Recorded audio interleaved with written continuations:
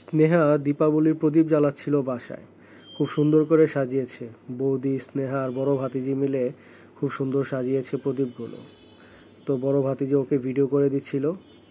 আমি কিছুক্ষণ পরে আসছি বাসায় অফিস থেকে, এসে ওদের সাথে জয়েন হলাম।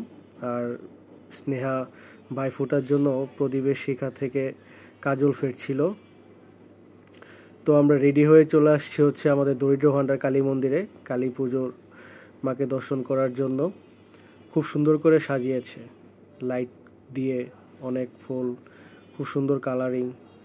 তো মন্দির দর্শন করে বের হয়ে হঠাৎ দেখি আমার লাভলি বর্দি অ্যান্ড ওনার হাজব্যান্ডের সাথে খুব মজা করছিল। আমি ব্লগ করছিলাম ওনাদের দেখে, তো ওনারা ফাইজলামি করছিল। তো ওদের সাথে দেখা করার পরে চলে আসছি নারায়ণগঞ্জ রামকৃষ্ণ মিশনে। অনেক বছর পরে আমি রামকৃষ্ণ মিশনে গেলাম। তো এই বছর গিয়ে খুব ভালো লাগলো, খুব সুন্দর সাজিয়েছে। আর মাঠে অনেক বাজি ফোটাচ্ছিল, অনেক মজা হচ্ছিল। প্রদীপ দিয়ে অনেক সুন্দর ডিজাইন করেছিল।